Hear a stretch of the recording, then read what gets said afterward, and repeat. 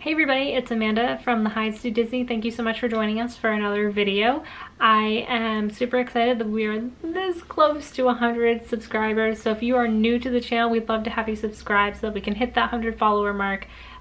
We kind of feel like our subscribers are part of our little family here, and we love you guys so much. So we'd love to have more of you come into our little family here. But with that being said, let's just get this video started.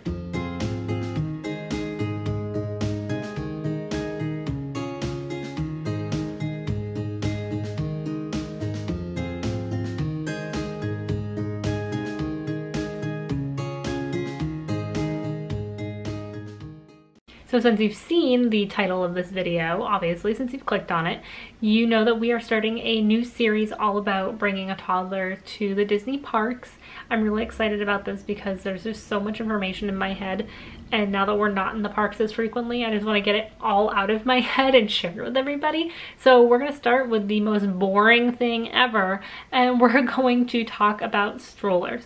Most people probably think this is super boring, but I actually really love talking about strollers. I know I'm super weird, but let's just jump right into it. So if you're new to our channel, we do have an almost 3-year-old that we've brought on 4 trips to Disney. Once when he was 13 months, and then last year right before he turned 2, and then when he was 2.5 he went on 2 more trips. And so we've actually used 2 different strollers while we've been in the parks. On his first trip when he was 13 months, we rented a stroller, and then when we decided that we were going to be doing this annual pass holder year and going to the parks more frequently, we decided to invest in a stroller specifically for going to the parks, which then turned into my everyday stroller because I love it so much. But it was an investment we decided to make rather than renting a stroller every time we were down in Disney, and it's been the best decision ever. But let's start with that first stroller. So on our first trip, we rented a stroller from kingdomstrollers.com. They were amazing to work with. You're able to rent either a single or a double, and they have a couple of different varieties and brands that you can use, and they were just great. It was great to have an actual stroller that was comfortable, and just I was able to take a nap in. It was great. My only problem with the stroller itself, not the company, was that it had a very small basket and we weren't able to put as much under it that we thought that we should be able to. But besides that, it was a great thing to do. They dropped the stroller right off at the hotel and then picked it right back up. I know things have changed a little bit since that trip, so I believe that you have to have a designated time now where you physically meet the person, but that shouldn't be an issue because just schedule it for when you arrive and when you leave, and it's great. Having used them, we knew that we wouldn't want to do the actual strollers from the parks because they just were hard and uncomfortable, and Josiah needed a place to be able to sleep. So then when we decided to do our annual pass year, we knew that he'd be going on at least 2 trips, and we could buy our own travel stroller for that price, which is exactly what we did. And we bought a single stroller from the Zoe Stroller Company, and I cannot say enough good things about them. Their customer service has been fantastic. I've had a couple of pieces just break or not be right, or we had a strap missing from a carrying case, and they just, no questions asked, were like, okay, yeah, here's another strap for your carrying case, you know, here's this piece, here's that piece. They are phenomenal. I cannot say enough good things about these strollers. They're super lightweight. They come in a huge variety of colors. We actually have a lime green one, A, because it was on sale, so obviously I was going to buy the cheapest one, and B, it actually ends up being great in the parks because there aren't a lot of lime green strollers. There's a ton of black strollers and like navy blue ones. So if you're looking to buy a stroller for the parks, or like just buying a stroller in general, and you live in the Florida area or near any theme park really, buy one that's a little bit brighter, because then you can find it easier. My favorite part about having a stroller and JP being small enough to still want to use one and kind of need to use one, because he's about to be 3, but he can't walk all the way around World Showcase, no way, and he'd get lost and whatever. But the best part is having somewhere to put all of your stuff. If you're like me and you have a young child, you know that you have to bring diapers for the day, wipes for the day, and at least one extra outfit, a sweatshirt, a blanket, snacks, water, Lord knows what else. But then it also gives me a place to put my things as well. So when we're walking around, I can use a little mommy hook, hook my Loungefly bag onto it, and then just keep going, not have to worry about having a backpack on my back. I can throw my own snacks, my own water, whatever, underneath the stroller into the carrying bag. Having a stroller and a young one is amazing because then they can take a stroller nap during the day and you don't have to worry about going back to the hotel for that nap for a couple of hours, unless you want to. But for us, we kind of like to go hard. We like to go fast. We like to be always kind of on the move.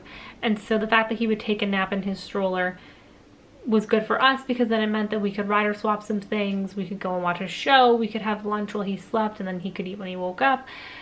It just gave us options rather than having to always go back to the hotel to take a nap, which turns into, you know, getting out of the park, waiting for a bus, taking the bus back to the hotel, getting to the hotel room, taking the 2-hour nap, waking up, getting ready, going back out. It ends up taking like 4 hours out of your day. So if you can use a stroller to take a nap, I highly recommend doing that. So the last thing I wanted to talk about with strollers is stroller parking.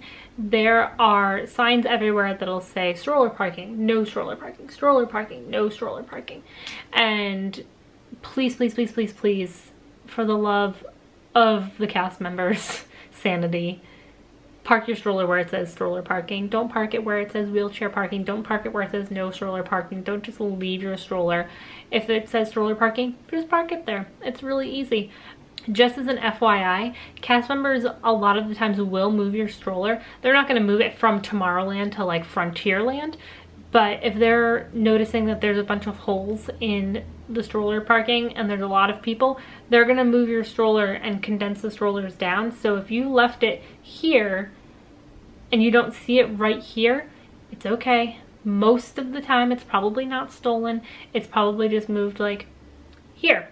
Like, just look around. Again, having a stroller that is brighter in color or has lights on it at night or has a ribbon tied to it or a balloon. I don't suggest the balloon because then it just gets in your face and it's annoying. So I do have some favorite places to park my stroller in the different areas of the parks.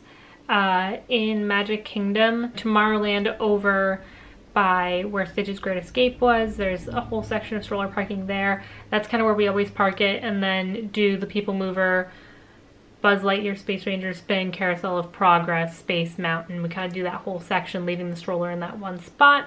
Right behind the carousel is also a fantastic spot to park it because you can do the carousel and Mine Train and Winnie the Pooh and Peter Pan and It's a Small World.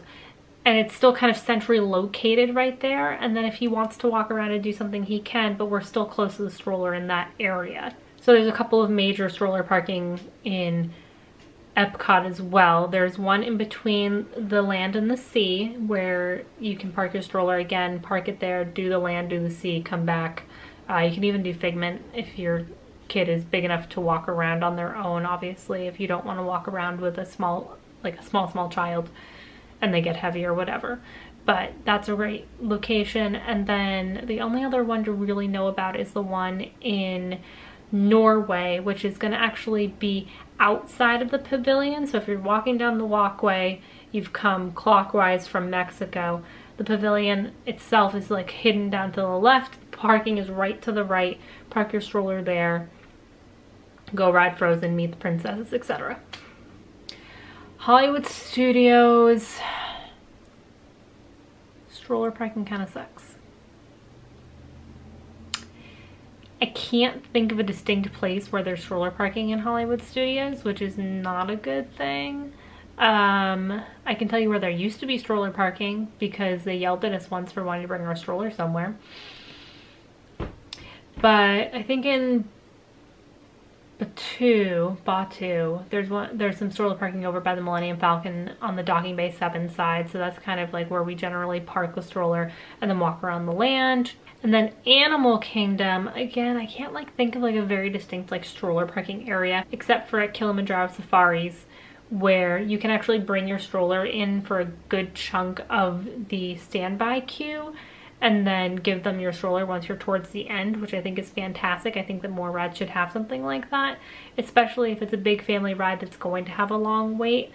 And so that one's great. The only issue now is that they do not do it for Fast Pass. You used to be able, like, they used to instruct you to walk your stroller down through Fast Pass and give it off at the same spot. They don't do that anymore, so now you have to walk over to the stroller parking and then go back. Let's talk about stroller etiquette.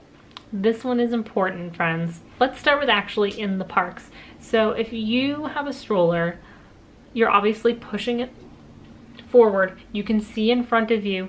Don't run into people. Like, obviously people are gonna stop in front of you, like, accidents happen, but don't use it to, like, barrel through a crowd. Like, your child is in there, remember that. Like, you're not just using this to, like, ram through a crowd. So be courteous. Also remember that you have a stroller, and don't expect people to move out of your way because you do have a stroller, because they're not going to do that either. So just go with the flow. Don't be a jerk. Just keep moving forward. Don't stop randomly in the middle of Main Street with your giant stroller, 6 people wide.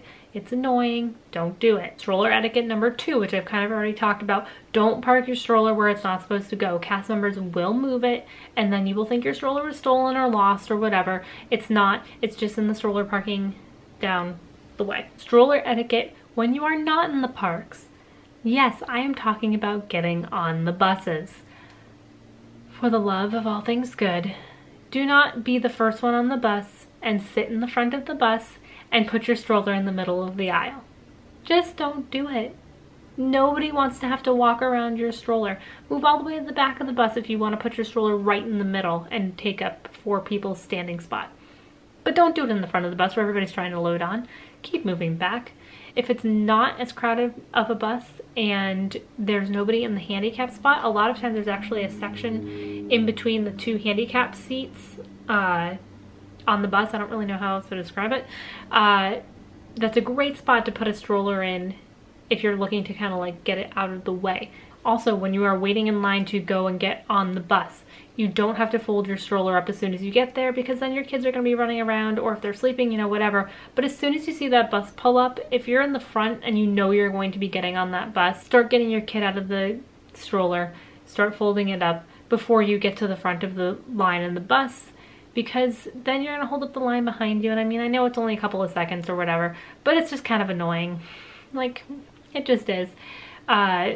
There are times where I'll take Josiah out of the stroller and, you know, give him to Mike or whatever, and I'll push the stroller up until we get to the front of the bus, and then I just pull the one fold and then just get in. That's different. But if you realize, oh, I have a water bottle in my cup holder, and I've got this, and I've got that, and I've got this, and I've got that, and then it takes you 25 seconds to fold up your stroller, not cool, man. Likewise, when you're getting off of a bus, either at the parks or at Disney Springs or back at your hotel, don't stand right in the front of the bus when you've literally walked off the bus a step and open up your stroller. Get out of the way a little bit so that the people behind you, which are probably your own family, can get off of the bus as well. Okay, there's my stroller etiquette. Sorry to go on a tangent. The other thing I just wanted to say is don't leave valuables in your stroller when you've put them in stroller parking. There's a difference between putting, you know, your diapers and your wipes and your kids' stuff in your stroller versus leaving your wallet, leaving your nice camera, leaving your, you know, whatever, your, I don't know why you leave your phone, because everybody always has their phone on them always, but don't leave your valuable stuff in your strollers. If you don't want to lose it, don't take it off of your body. How about accessories for your stroller that you need in Disney? You absolutely need to get a mommy hook, a carabiner, whatever, to put it onto the handle of your stroller. We have used this in so many different ways over the past, you know, couple of years now, and I cannot recommend enough getting one. The mommy hook I think is $10. I'm pretty sure they have a Mickey shaped one too if you want it to look super cute for your trip. But you can hang your water bottles on there, obviously not like a Dasani bottle, but like a Camelback or whatever.